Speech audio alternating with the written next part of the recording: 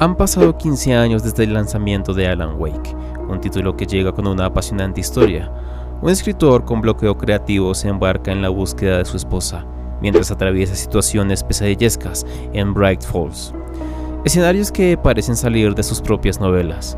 No destaca por sus habilidades físicas, sino por su empeño en desentrañar los misterios del lugar mientras lucha contra la oscuridad. A lo largo de la aventura vemos cómo su realidad se desdobla. Ya no distingue qué parte de lo que vive es ficción y cuál es realidad. En esta escala emocional recorremos un viaje que, con sus altos y bajos, nos mantiene al límite por descubrir la verdad, hasta llegar a un final incierto para el protagonista.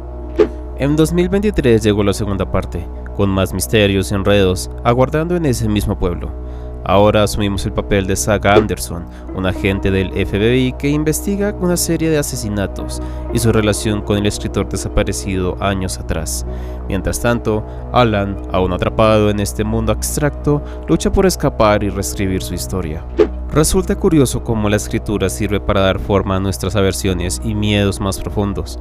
Alan Wake y su secuela muestran magistralmente la mezcla entre realidad y ficción, como el vínculo con la creatividad, que puede rozar en locura, casi como si fuera una maldición. En el primer juego, el bloqueo creativo y el estrés de Alan, sus afirmaciones, negaciones y dudas, desencadenan la distorsión de la realidad. Al llegar a la casa del lago aparecen manifestaciones de la oscuridad. Al parecer, estas dos variables detonan lo ocurrido en Bright Falls. A medida que avanzamos, Alan sufre lagunas mentales. No sabe si él escribió determinadas páginas. La realidad se deforma a causa de lo escrito, y se cuestiona si controla la historia o si es esta la que lo controla a él. En la secuela, Alan permanece en una distorsión dominada por la oscuridad, con la apariencia de New York.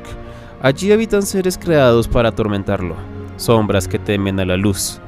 Todo está difuso, y mientras escribe, la realidad de Alan y la de Saga se transforman.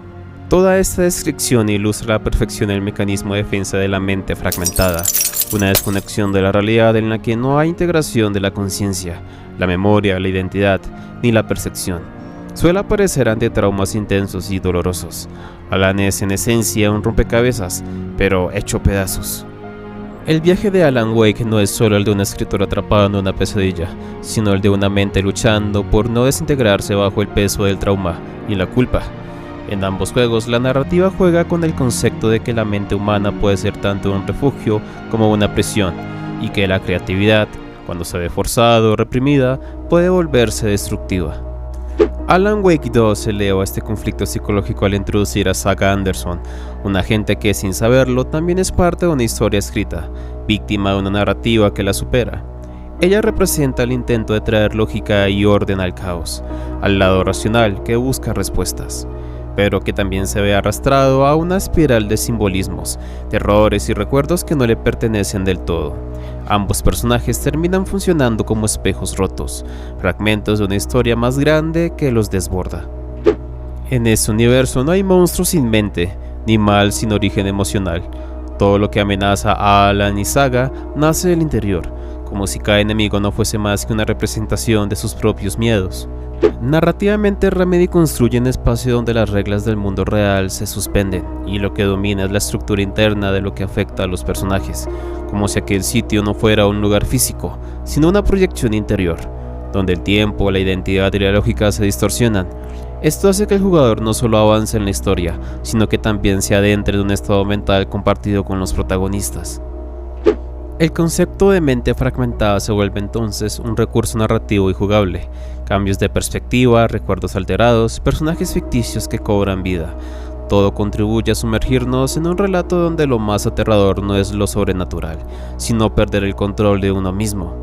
La pregunta constante no es ¿qué está pasando?, sino ¿qué parte de mí está creando todo esto? Si has llegado hasta aquí, permíteme agradecerte por darle clic a esta cápsula. Me gustaría que dejaras tu like y por supuesto tu comentario. Seguimos con el cierre. En definitiva, Alan Wake 2 no solo continúa la historia del primer juego, sino que la profundiza, transformándola en una reflexión sobre la mente, la memoria y el poder. Además del precio de contar historias, porque a veces escribir no es solo crear, sino también proyectar aquello que nos encierra, nos genera aversión y malestar.